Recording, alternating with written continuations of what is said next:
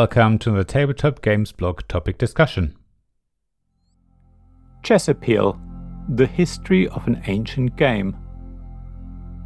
The following article was written by Dennis Wesley, an independent researcher and blogger whose interests lie in interdisciplinary practices and methods, especially those that bridge the gap between STEM and the humanities.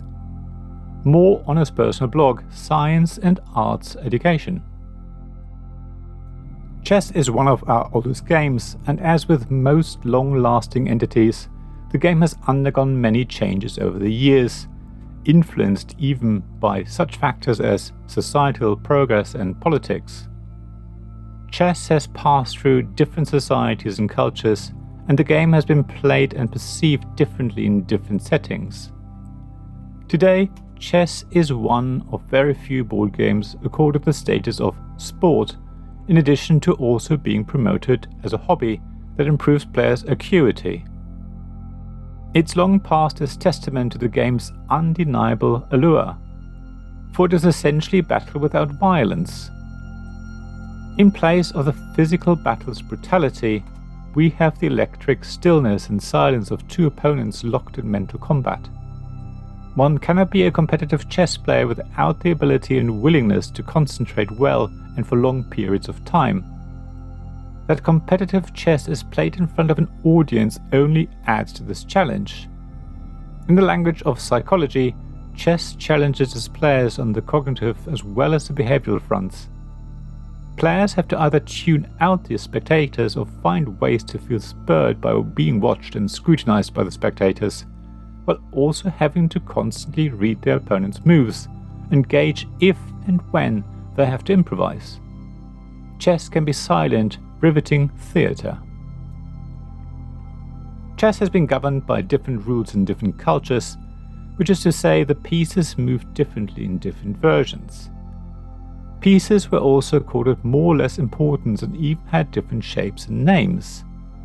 For instance, the queen, now understood to be the most powerful piece on the board, did not exist in the earliest recorded form of chess, which was called chaturanga, a version of the game played in 7th century India.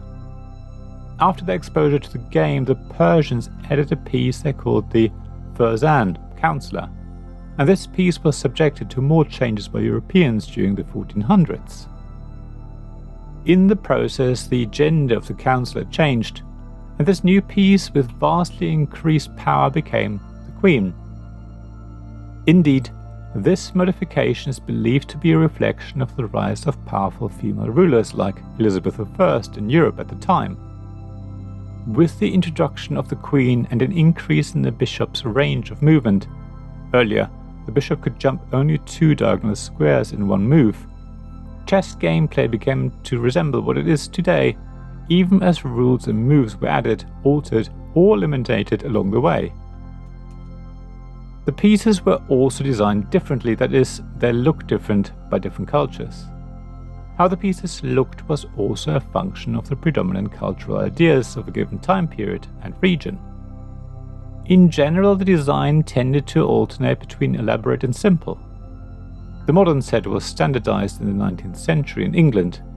Though designed by Nathaniel Cook, it is known as the Staunton set, since it was promoted by Howard Staunton, who was regarded as the world's best player at the time.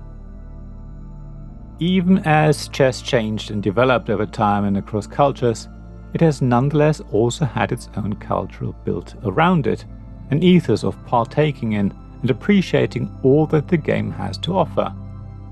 It has been different things to different people at different times. A form of coming together, a tool for strategizing, a hobby, a game, an art form, sometimes even the sport played with scientific, unrelenting meticulousness. However, the most recognizable form of chess culture is associated with chess as a sport. The first formal World Championship match was held in 1886. Prior to this, matches were held informally, though the winner was nonetheless regarded as the world's best player. The first informal match was held in 1834 between Charles de la Bourdonnais, a French player, and Alexander MacDonald, an English player. Bourdonnais won the match and held the unofficial world champion title until his death. Staunton succeeded him and was instrumental in not only standardizing the chess set, but also establishing stakes games in chess and developing uniform rules. Around the same time, the tournament style of play in chess was taking form in London, and this began to attract the attention of Americans as well. The first American chess legend to emerge was Paul Morphy, who defeated Adolf Anderssen, the then unofficial world champion. Morphy's aggressive style of play, coupled with his personal struggles, stoked our culture's fascination with genius and our tendency to associate genius with tragedy. In 1886, Austria's Wilhelm Steinitz was crowned the first official world champion. The formalization of the title led to norms being laid out to determine how the matches would be played and who would be allowed to challenge the holder of the title. National federations and associations of chess players oversaw this process till 1924 when, tired of problems and controversies cropping up, the World Chess Federation, or FIDE, the French acronym, was established in Paris. This body assumed the responsibility of awarding the World Championship, arranging matches, and determining and enforcing the rules. Shortly after, the world was to witness a Soviet domination of chess. Barring a few years, Soviet players ruled the roost from 1927 to 2006. After the Second World War, especially during the 1960s and 1970s, chess became a quasi-battleground for the Cold War.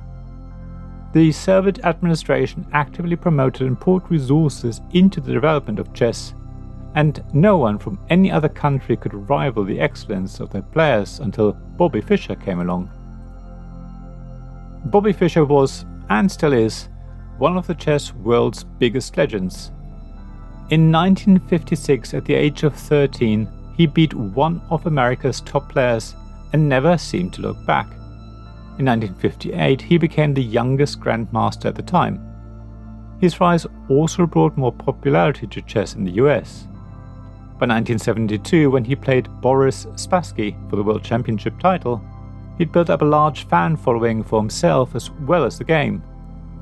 The match, held in Reykjavik, was tense, a tension many believe mirrored the tension of the Cold War, and high profile, and it even attracted significant international attention. In fact, the match was so popular in the US that a New York channel received a slew of complaints for airing the Democratic National Committee proceedings instead of the match. Fischer's win was made even more historic by his refusal to defend his title the following year. He attributed his reluctance to FIDE's internal politics and conflicts. His refusal and subsequent withdrawal from public life added to his enigma. He emerged years later in 1992, challenging Spassky to a private rematch in Montenegro, which he won again. Nonetheless, by visiting Montenegro, he ran afoul of the American state. He was charged with having violated economic sanctions imposed by the UN on Yugoslavia. Perceived as a controversial and alienating personality, he later accepted Icelandic citizenship and lived in Reykjavik until his death in 2008. Rarely since the days of Fischer has chess been at the center of American and international attention centered around politics. Even the introduction of chess computers could not captivate public attention in quite the same way Fischer had. FIDE itself has faced many challenges since, especially when Garry Kasparov, another world champion, split from it in 1993 to form his own association called the Professional Chess Association, PCA. While the tournament circuit also seems to have fallen out of favor, chess still retains its aura. The game's enduring attraction lies in the mental fortitude the game demands of its players. Additionally, many of the game's biggest stars seem to have had fascinating and controversial personalities, which also plays a part in capturing public attention. All this is not to deny that chess, when it is played competitively, is still a very intense sport. Competitive chess is also associated with a strong chess culture. Cities like New York, St. Petersburg and Reykjavik are home to elite chess clubs and players. Chess is also popular and immensely competitive in Asia, especially India, China, and Azerbaijan, though Azerbaijan, it must be noted, is a transcontinental country, extending across Asia and Europe. The stakes game format is ideal even for street play. In fact, New York's Central Park is a popular hub for exciting street matches. Chess provides great source material for fiction plots as well. A substantial number of films have been made about the game. The most notable recent release is Netflix's The Queen's Gambit. Based on a best-selling novel, the series has triggered a wave of interest in chess. It has also helped push the issue of sexism in chess into the mainstream. In a sport dominated by men, the protagonist, Beth Harmon, makes an indelible mark with a strong style of play. The series also reflects the journeys of multiple female players and grandmasters, such as Judith Polgar and Maya Chibudanidze. Beth's obsession with the game also brings to mind the dogged commitment of Lisa Lane, one of America's top players during the 1960s. Thank you for listening to this Tabletop Games blog topic discussion podcast. Please check the description below for links mentioned in this episode, as well as to the written version of this article on the blog. If you enjoyed this episode, please subscribe, give us some stars or leave a review. Please also tell your friends about me, and if you want to offer financial support, check out my Patreon and Ko-fi pages, links to which you'll find in the blog at tabletopgamesblog.com. So thank you again for listening, and I hope to see you again soon. This podcast was made possible by the generous help of my supporters. Royal Patron Sean Newman, Magic Champion John Risley, Castle Guards David Miller and James Naylor, Dice Masters Alex Bardi, Paul Grogan and Robin Kay, and Shining Lights Jacob Davis, Gavin Jones, Sarah Reed and Richard Simpson.